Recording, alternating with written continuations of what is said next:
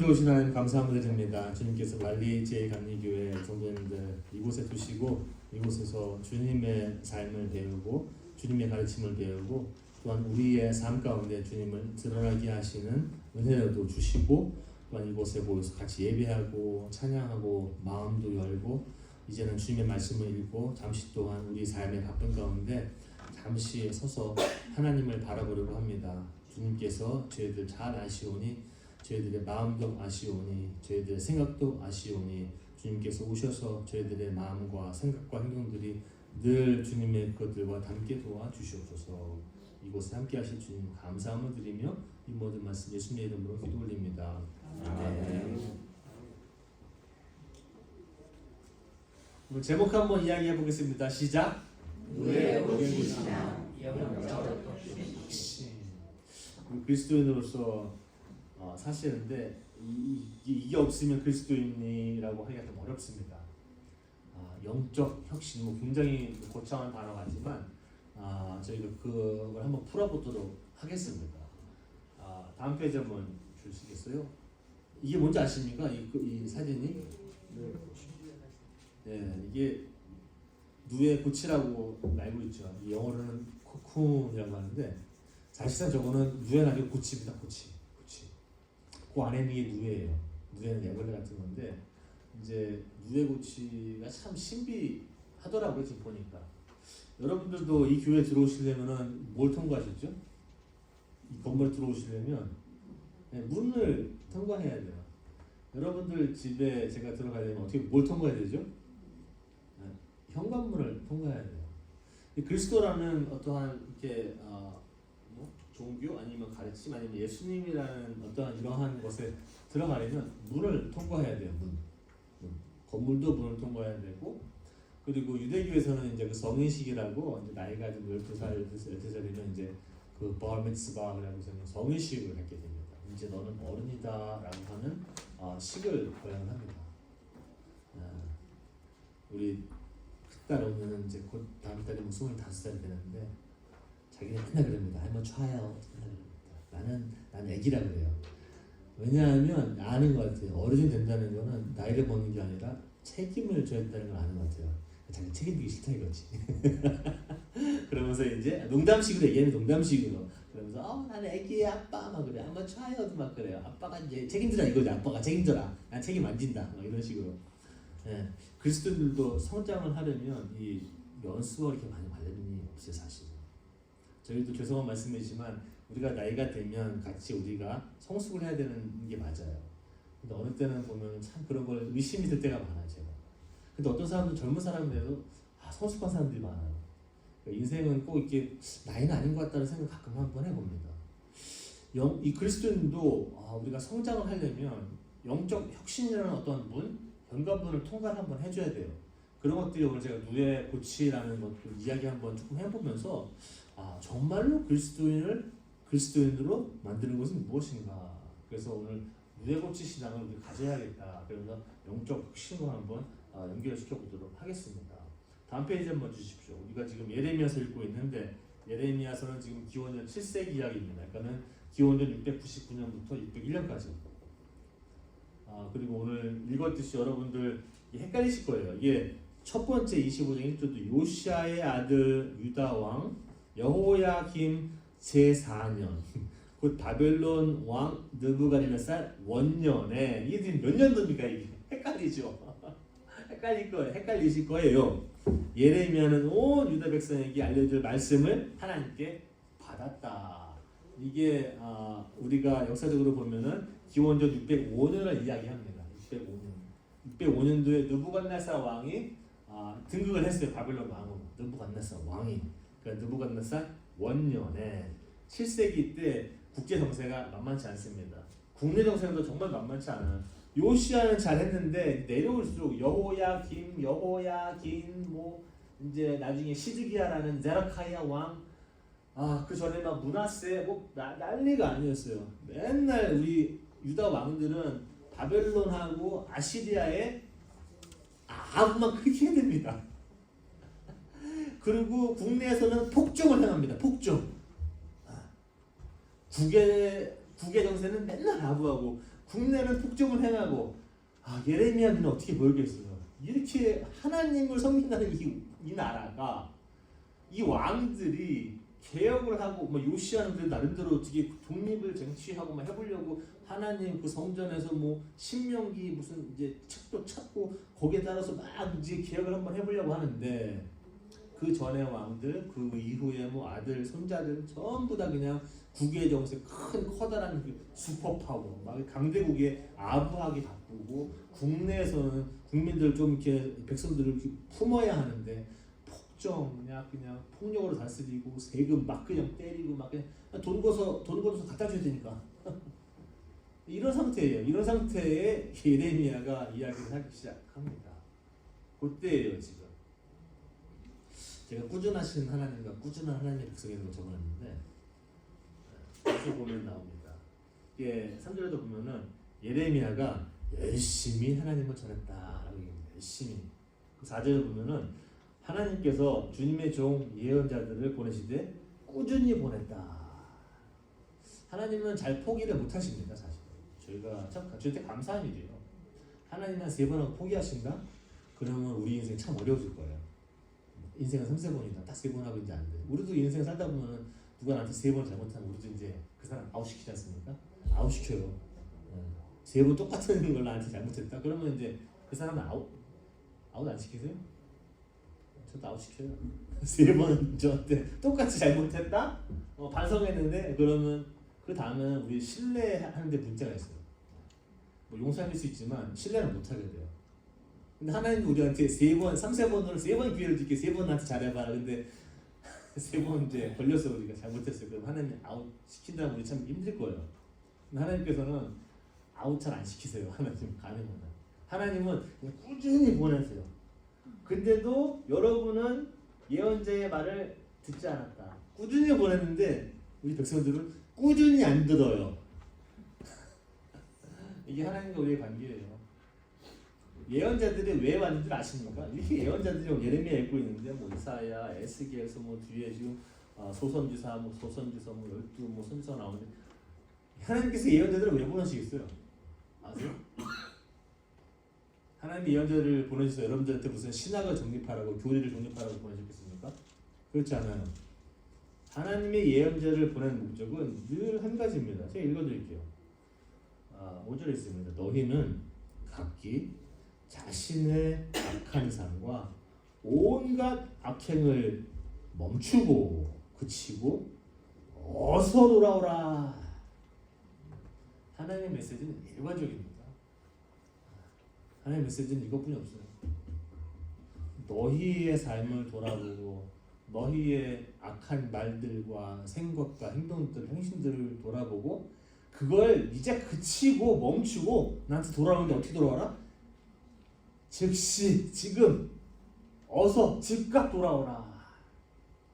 이 말씀하시려고 이사야니 예레미야니 에스겔이니 다 계속 보내는 거예요. 하나님이.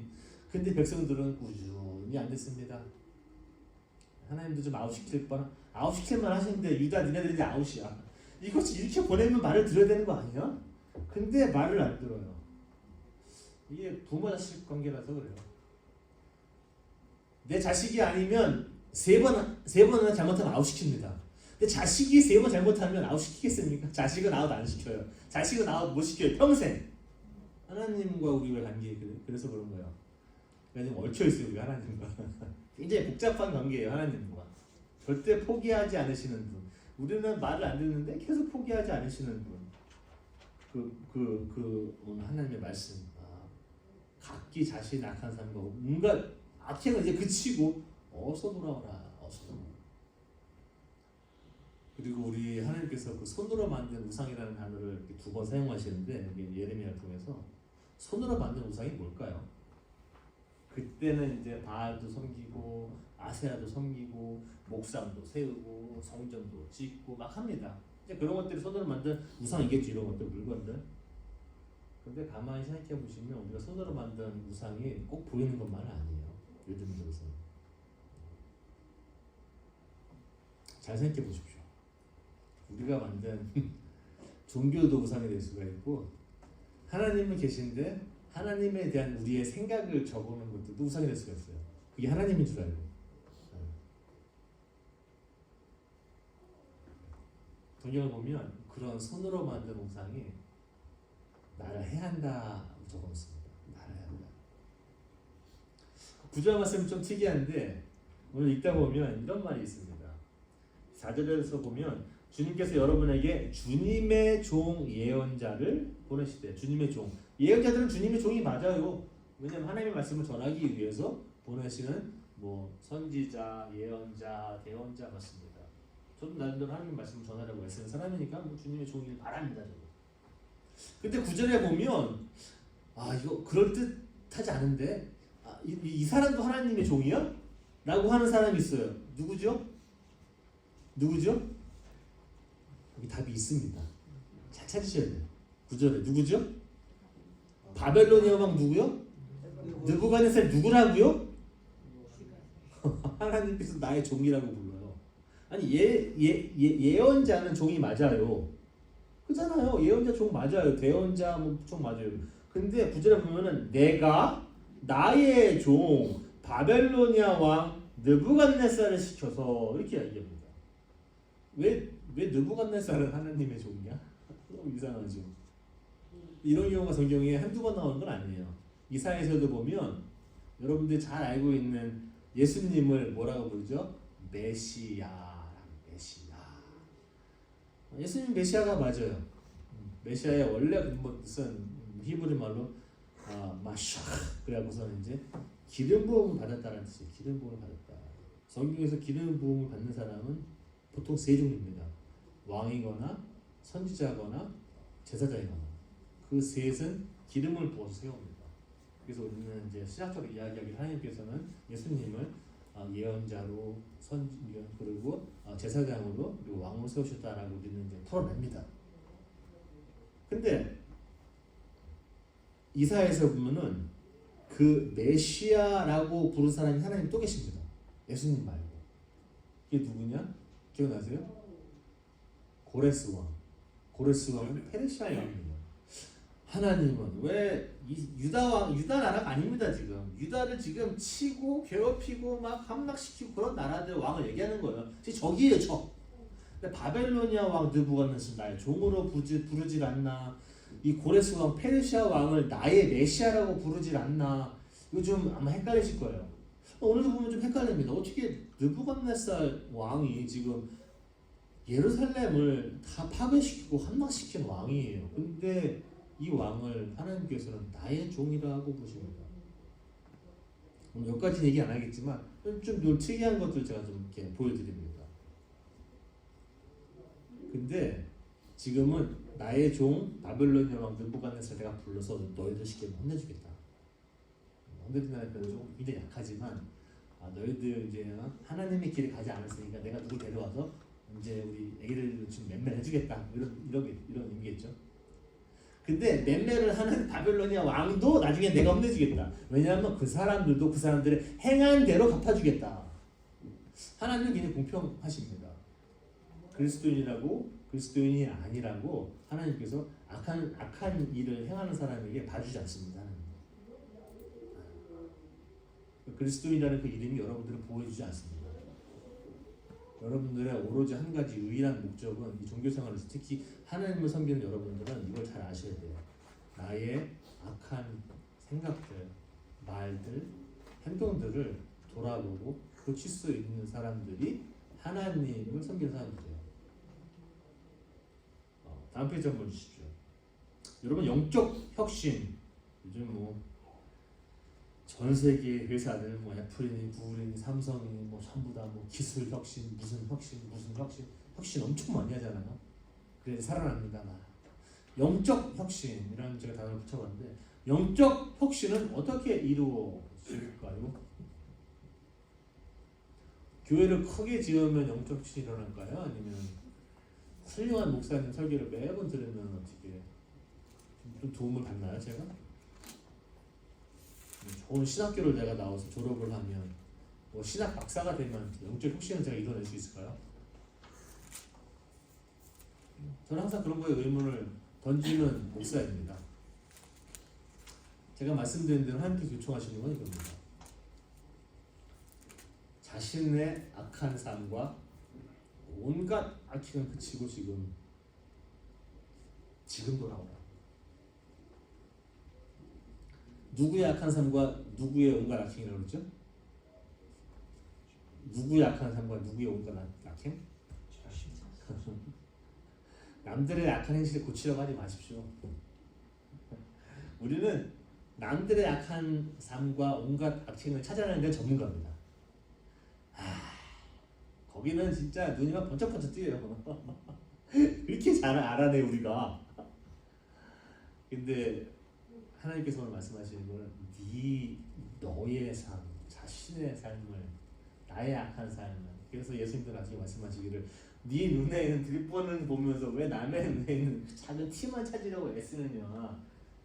하나님도 일관되세요. 예수님하고 하나님하고 굉장히 일관되세요. 미리 어떻게 말씀하시? 네 삶을 돌아봐. 옆에 있는 김 집사님, 박 집사님 돌아보지 말고 네 삶을 돌아봐. 네 삶을. 그리고 그걸 돌아보고 그런 행동들을 이제 그만둬야지. 그리고 지금 나한테 돌아와야지. 그리스도인은 영적 고치 안에서 새롭게 태어나야 한다. 제가 고치 좀 해드릴게요. 이 누에 고치인데 저도 누에 고치라고 알고 맨날 이야기하잖아요. 근데 누에는 약을 고치는 아까 하얀색으로 잘 둘러싸여 있는 게 있지 않습니까? 그 실이 어디서 나왔겠습니까? 그 실이 누에가 입으로 그 실을 뽑아냅니다. 그래서 고치를 만들어서 그 안에 들어가요. 그 실이 뭔지 아십니까? 우리가 사용하는 그 실이 고치 비단이라니까 비단 싱크. 그래서 이렇게 고운 거예요. 그러니까 그 누에가 고치를 만들려면 거의 한 질이 1kg에서 1.5kg래요. 1kg 질을 뽑아내는 거 몸에서. 야, 그리고 고치를 만들어서 그 안에 들어갑니다. 그리고 그 안에 들어가면 누에는 뭐 하고 있을까요? 가만히 잠만 자고 있을까요? 밖에서는 무슨 일이 벌어진지 알 수가 없어요. 그 고치 안에서. 근데 누에한테는요 무슨 일이 벌어지냐? 천지개벽할 일이 벌어지고 있어요. 누에는 그 고치 안에서 과정을 충분히 거치면 뭐가 되죠? 나비가 나와요. 너무 신기한. 한번 생각 한번 해보십시오. 고치 안에 아무 일도 벌어지고 있지 않은 것 같아요. 밖에서 보면 평온하고 조용하고 아무것도 없는 것 같아요. 눈은 보이지는 않아요. 근데 그 안에 있는 누에는 뼈를 깎는 고통 가운데 있겠죠. 왜냐하면 다시 다른 존재로 태어나야 합니다. 그 누에 고치 안에 누에를 보면 얘가 나비가 될 수 있는 어떠한 증거도 있지 않아요. 어떠한 표식도 있지 않아요. 가만히 있는 것 같아요.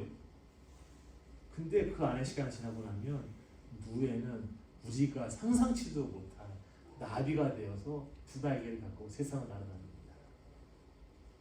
천지개벽할 일이 그 조그만 고치 안에서 일어나고 있습니다.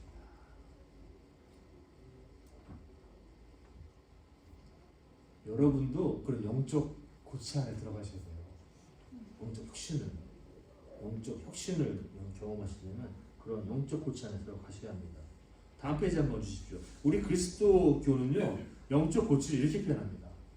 세례로 표현합니다. 세례 다 받으셨죠? 저도 중학교 때 받았어요. 제 기억은 안 나요. 오래돼서. 중학교 때.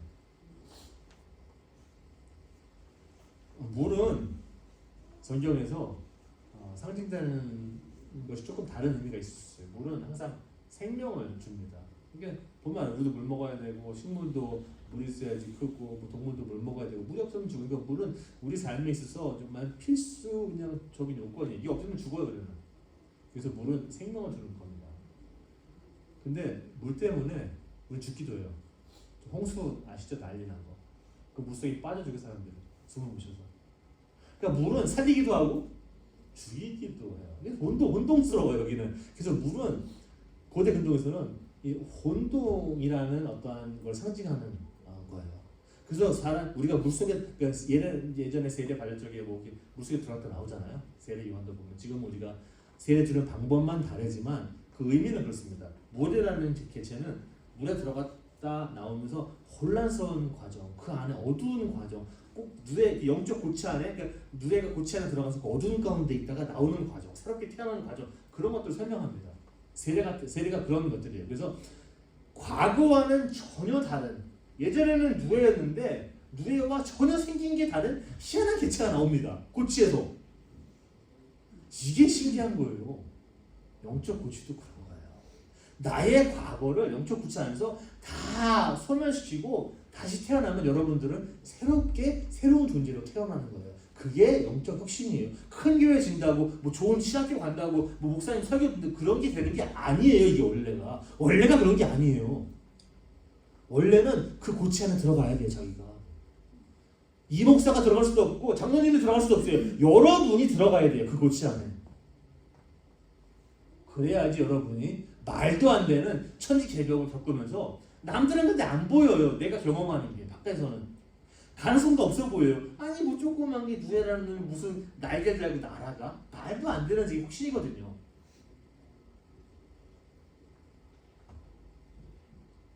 이 그리스말에 이런 말이 있습니다. 회개라는 단어가 있는데 회개라는 단어가 그리스말로 뭘까요?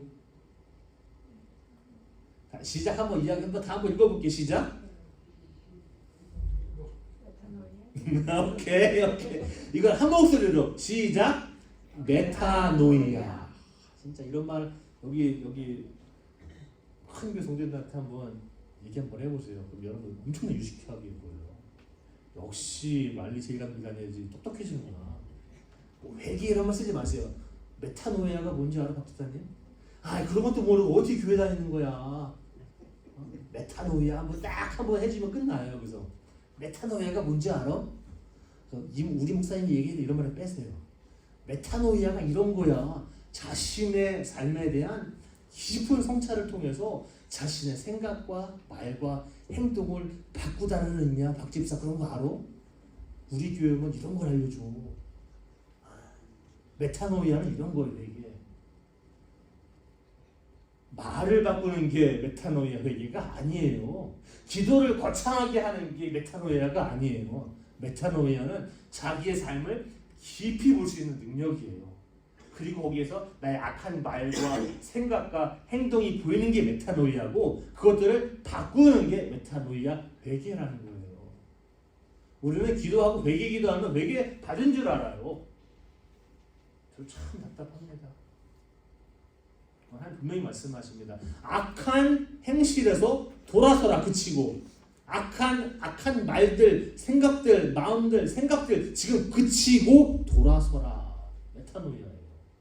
회개입니다. 영적 혁신이에요. 그런 것들이 어디서 일어나느냐? 영적 고치 안에서 일어납니다. 하나님의 메시지 다시 한번 생각해 보십시오. 과거에 행했던 악한 말과 생각과 행동과 삶을 소멸시키고 단절시키고 아까 장로님 기도하실 때 끊어버릴 것은 끊어버리고 제가 그 말씀 듣고 뜨끔했습니다. 끊어버릴 것은 끊어버리고 깎을 것은 깎아야 합니다. 이게 영적 고치에서 일어나는 거예요. 단절하고 소멸시키고 끊어내고 지금 나에게 돌아오라. 장로님한테 제가 오늘 설교 말씀 안 드렸는데 뭐가 통한 것 같아요. 저는 뭐가 통했어. 제가 듣고 진짜 이거 다 끊어내고 깎아낼 거는 깎아내게 도와주시옵소서 하나님. 이게 메타노이아예요. 메타노이아. 이게 회개는 단순히 말의 고백을 넘어서 자신의 삶에 대한 깊은 묵상을 할 줄 아는 사람들이 그리스도인인 거예요.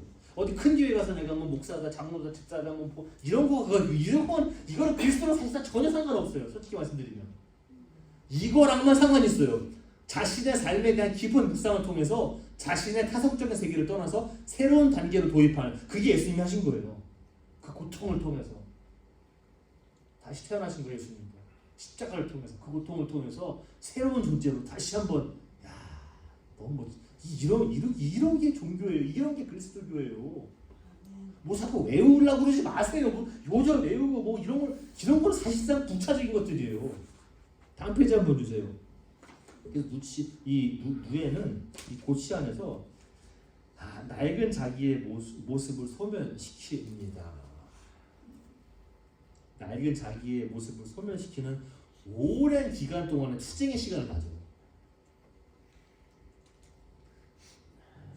가끔 말씀드리지만 그리스도인이 되신 분들 항상 주님 앞에서 기쁘고 즐겁고 행복하다고 그러시는데 그러면 안 돼요. 여러분들은 투쟁해야 돼요. 저 고치 안에 들어가야 돼요. 저 고치 안에 못 들어가 본 사람은 그리스도인이라고 부를 수가 없어요. 사실 그리스도인인 척하는 사람들이 많아요. 그리스도인인 척하는 사람들 너무 많아. 랄리에도 그렇고 전 세계에도. 근데 그리스도인인 사람은 참 만나면 알아요. 그리스도인 척하는 사람도 알아요. 제가 보면 여러분도 아실 거예요. 신앙생활 오래 하시다 보면 알아요. 그리스도인 척하는 사람들. 그리스도인들도 이런 자기만의 영적 고치를 우리가 뭐 실을 뽑아내지는 못하겠지만 그러한 각고의 노력 끝에 고치 안에 들어가서 그 안에서 오랜 기간 동안 과정을 거쳐야 돼요. 투쟁을 해야 돼요. 그래서 그 안에서 뭘 볼 줄 알아야 되냐? 남들의 티를 보는 게 아니라 내 눈에 있는 들보를 봐야 돼요. 그게 여러분들의 생각과 삶과 행동들을 돌아볼 줄 알아야 된다는 얘기예요. 자신의 몸에 밴 습관들 있잖아요. 행동들, 지금 생각도 안 하는 그런 행동들, 습관들, 그런 것들을 제거해야 돼요. 끊어버려야 돼요. 깎아내야 해요. 새로운 자아를 그래서 우리 안에 내재된 하나님의 형상을 발견할 수 있는 곳이 고치라는 곳이에요. 영적 고치. 예수님은 나중에 이렇게 말씀하시죠. 기도할 때 어디에 들어가라? 골방에 들어가라. 어디 부흥회 가서 기도하시는 거 저는 낮춰줍니다. 이런 거 누구나 할 줄 알아요. 분위기에 휩쓸려서 막 그냥 기도하고 이런 것들은 너 전혀 카운트가 안 돼요. 오늘 하나님께서 말씀하시는 거, 예수께서 말씀하시는 거 똑같아요. 예수님도 기도할 때 엄하게 기도하지 말고 골방에 들어가서 조용히 해. 너만 알게. 영적 고치 안에 들어가야 돼. 그렇게 말씀하시는 거예요. 그래야만이 우리 안에 있는 하나님의 형상을 찾아내실 수 있어요. 자신의 악한 말과 자신의 삶과 자신의 악한 행실을 늘 살피는 사람들, 그런 삶을 단절해야 하는 어떠한 우리의 임무들이에요. 그리스도인들은. 그래야지 우리가 영적 혁신을 경험할 수 있어요. 성숙해질 수 있습니다. 다음 페이지 한번 주십시오. 그래서 영적 혁신은 또 말씀드릴게요. 과거로 상징되는 모든 것들, 자신에게 너무 익숙한 편한 세계와의 의도적 단절을 해야 합니다.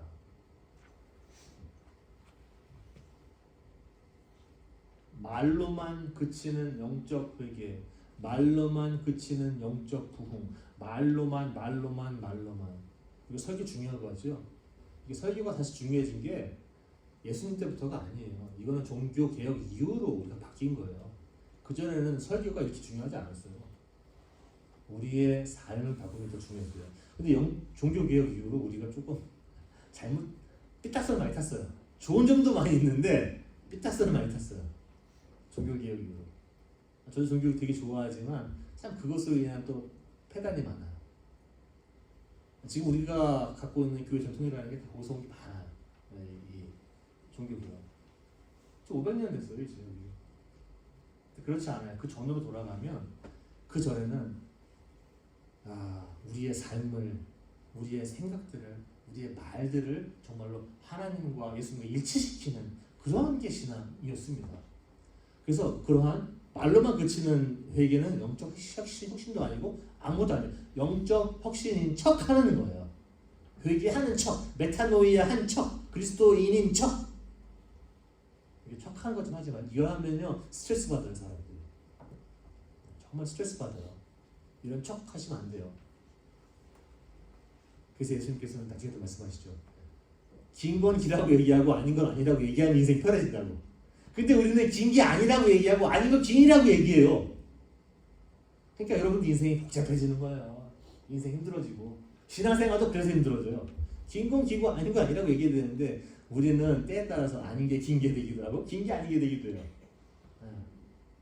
저도 그랬어요.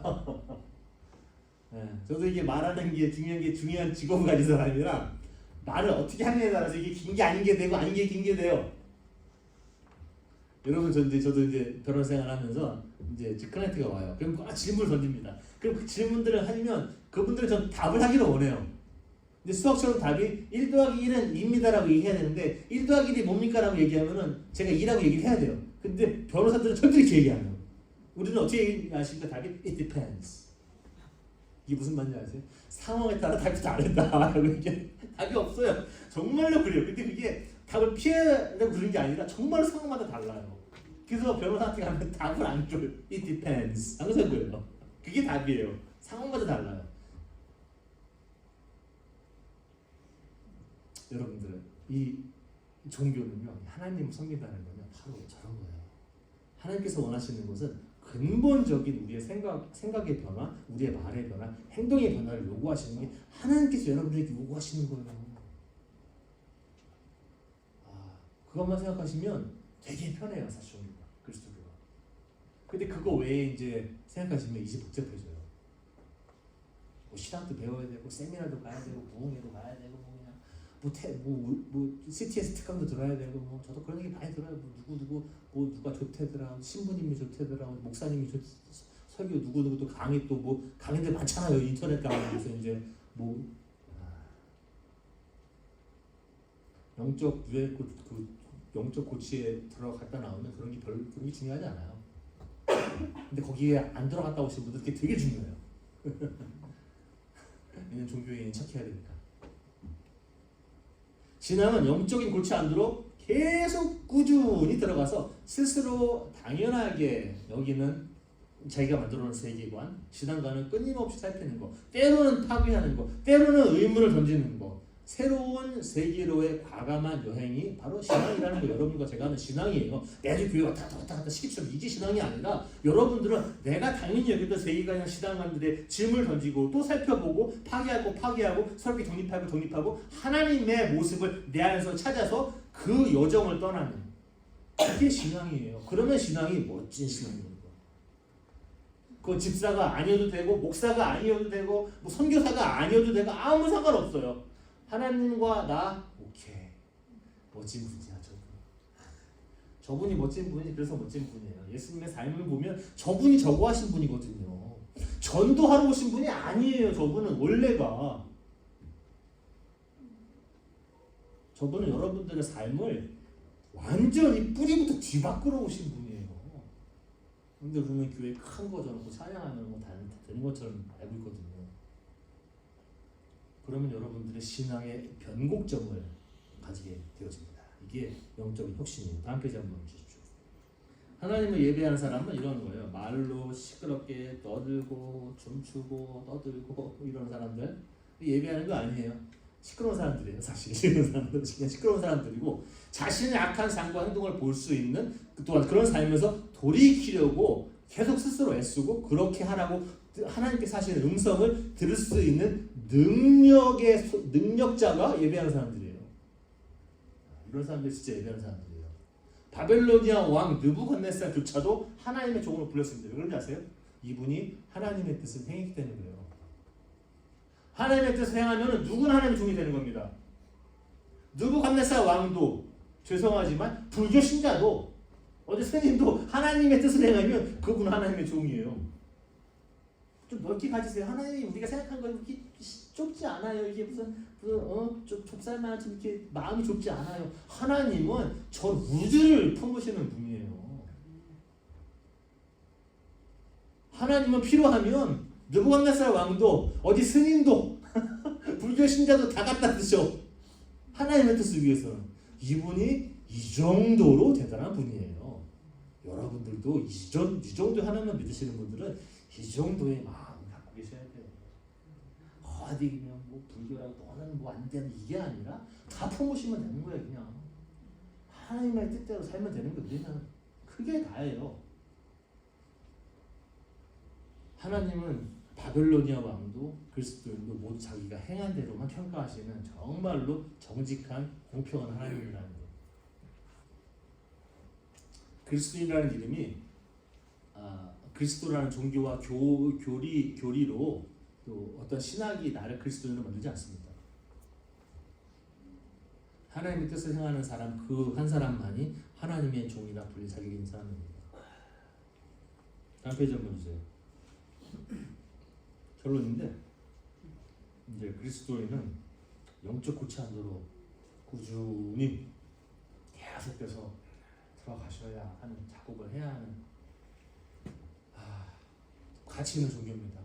뭐 자꾸 말씀드리지만 뭐 외우라고 하지 마세요. 이거 몇 장 몇 절에 뭐가 있고 몇 장 이거 외우시면 뭐 어디 가시? 이거 외워서 뭐 하시려고 그래요? 이걸 자꾸 외우셔서 외우지 말라는 게 아니라 외우셔서 도대체 뭐 어디다가 써먹으시려고 이런 거. 외우면 좋을 때도 많이 있긴 있어요 사실은. 근데 외우는 거랑 이게 하나님 잘 섬기는 거랑 혼동하지 말라는 거예요 말씀. 그래서 그리스도인은 영적 고치 안으로 계속 들어가서 자기의 낡은 자아를 너무 익숙해져 버린 자기의 오래된 생각들, 과거의 생각들, 과거의 자아를 끊어내고 단절하고 소멸시키고 그리고 아까처럼 깎아내는 작업. 자신의 악한 삶을 돌아보고 또 돌아보고 의도적으로 단절시키고 가차없이 그냥 끊어버리는 행위. 이게 메타노이아. 이게 영적 혁신이고 이것이 어디에서 이루어진다? 영적 고치 안에서 이루어진다. 여러분 진정 그리스도인이 되려면 영적 고치 안으로 들어가야지 영적 혁신을 이뤄낼 수 있습니다. 그래서 우리는 영적 고치 안에서 인내하면서 다시 태어나는 영적인 누에가 되어야 한다. 누에 고치 신앙입니다. 영적 혁신입니다. 다 같이 기도하겠습니다. 주님 감사합니다. 우리가 잠시 신앙에 대해서 또한 생각해보고 또한 우리 자연현상인 누에 고치도 보면서 우리의 신앙도 잠시 돌아보았습니다.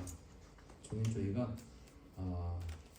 그 영적 누에가 돼서 그 고치 안에서 그 천지개벽하는 우리의 존재가 이제는 하나님의 신적인 존재가 되어지는 하나님을 발견하는 우리 안에 하나님의 형상을 발견하는 그러한 영적인 여정을 과감히 떠나시는 우리의 과거를 단절하고 우리의 몸에 밴 습관들 과거의 자아를 벗어버리고 주님께서 주시는 새로운 모습으로 다시 태어날 수 있는 영적인 혁신을 이루는 우리 말리 제일 감리교회 성도님들에게 도와 주시옵소서. 예수님의 이름으로 기도드립니다.